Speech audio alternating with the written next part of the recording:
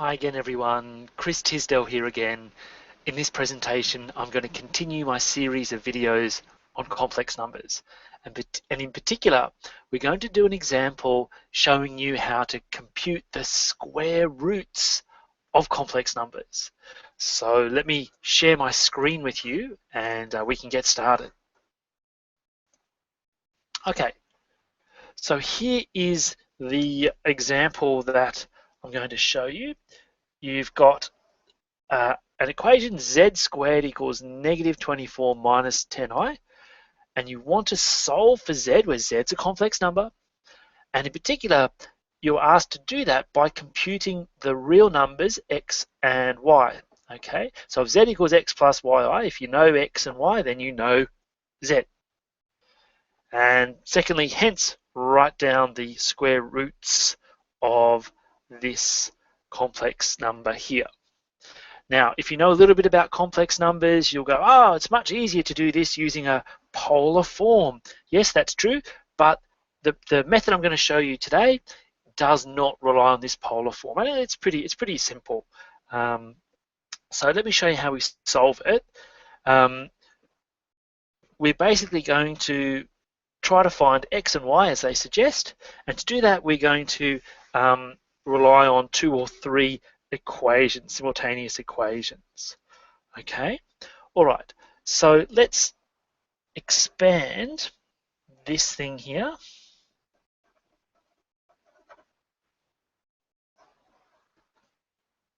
X plus yi all squared to obtain the following. Now, when we expand this, we're going to get another complex form with a real part and an imaginary part. Because we have equality here, the real part of this must equal negative 24, and the imaginary part of this must equal negative 10. So we're sort of comparing. Okay, so the real part of this, when we expand it, must be equal to negative 24, and the imaginary part of this must be equal to negative 10. So let's do that and see how we go. All right, so we're going to get, when we expand this out, we're going to get x squared plus yi all squared. Now remember, I squared equals negative 1. So if we group those together, we'll get x squared minus y squared. And then multiply these two things together and multiply by 2. So 2xyi. Okay, we know from up here, this will be equal to negative 24 minus 10i. Okay, so if you equate the real and imaginary part, so this part has to equal this, and this part has to equal this. So x squared minus y squared equals negative 24. The real parts have got to be equal. And the imaginary part, 2xy, has to equal negative 10. So there's 2 equations right there.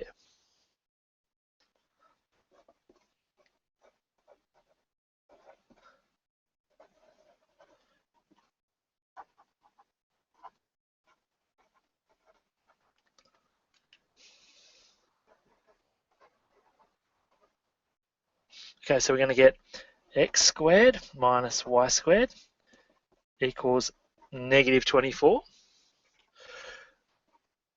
We're going to get 2xy equals negative 10. And you know, if you wanted to, you could go through and solve the equations this way, but there's an easy way to get a third expression in here that will help us simplify things greatly. This equation up here is kind of like z squared equals w, where w is some given complex number. Okay, so if I start with, say, z squared equals w, and I take the modulus of both sides, right? And in previous videos I talked about the modulus, right? I get this. Now, one of the properties of the modulus is that powers can come outside the modulus sign. Okay, All right, so basically the square of the modulus of z is equal to the modulus of this right-hand side. Okay, now I know the square of the modulus, if z is x plus yi, the square of the modulus is just x squared plus y squared. And what's the modulus of this? Well, I square the negative 24, I square the negative 10, add them together, and take the square root.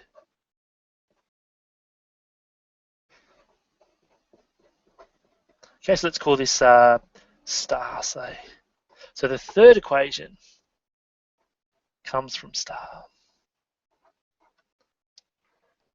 Okay, all right, well, let's see if we can simplify this. 24 squared plus 10 squared and square rooted will be root 676, which is just 26. Okay, so we now have three equations.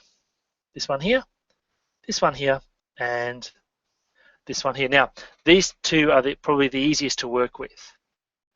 Okay, you just add the two equations together, the y squareds are going to cancel out, and you're going to get 2x squared equals 2. Okay, so add the first and third equations to obtain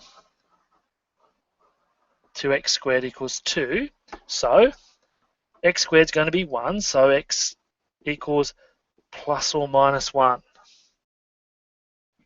Now, I can go back to either of these expressions and get y.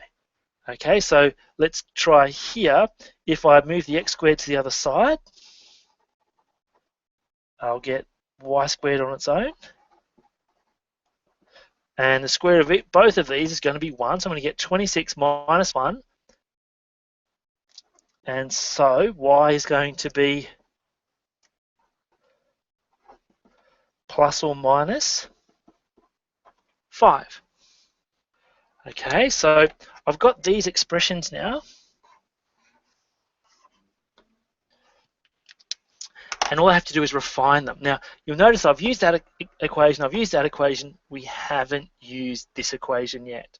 So what does this tell you? It tells you the product of the two things we want, x and y, must be negative. And this helps us eliminate or choose the right combination here. Okay?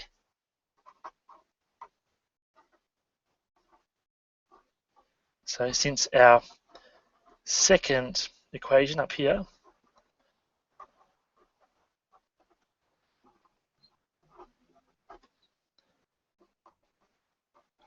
means 2xy, or xy is negative, we have, okay, well, if x is 1, that means y's got to be negative 1 because their product will be negative. And we can also have x equals negative 1 and y equals positive 5. Okay?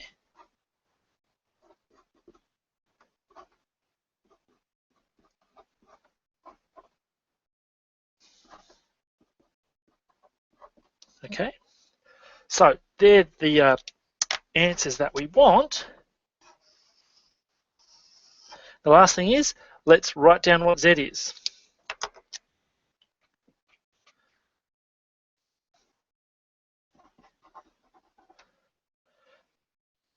So z equals, if x is 1 and y is negative 5, z will be x minus 5, 1 minus 5i, and negative 1 plus 5i.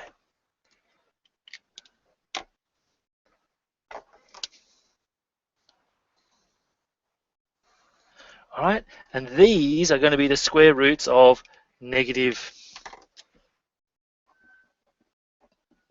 24 minus 10i.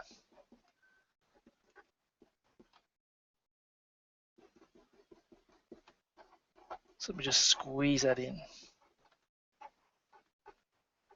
The square roots of negative 24.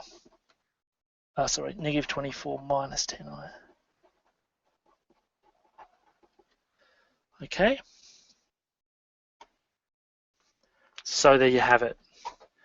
Now, you might think that was quite a lot of work, and it was, but there is a few opportunities to save time with these kind of questions. You can see in the question it's worded as, we're assuming that x and y are both real, right? Now, if you know ahead of time that x and y are just whole numbers or integers, you don't need this third equation over here. Okay, what you can do is basically move to the second equation. You can see basically the answers here are integers, right? X and y are integers. Okay, that may not be always the case, but if you know ahead of time that they are integers, you can just look at this and move the 2 over and say, okay, x times y equals negative 5. What are the factors of negative 5? Okay, well, negative 5 and 1, negative 1 and 5. Okay, and then check to see that this is satisfied. Okay, so that's one way of saving time. Okay, so that's the example of showing how to compute square roots of complex numbers. Now, there are other ways of computing square roots of complex numbers using these polar forms, and in forthcoming videos, I will talk about those because they can save a bit of time. Anyway, hope you enjoyed it. I'll be doing some more presentations in the future with more examples and expanding on what I've talked about today. If you have any comments, any questions, just let me know. You can put them in the comment section. Thanks again for watching. Bye.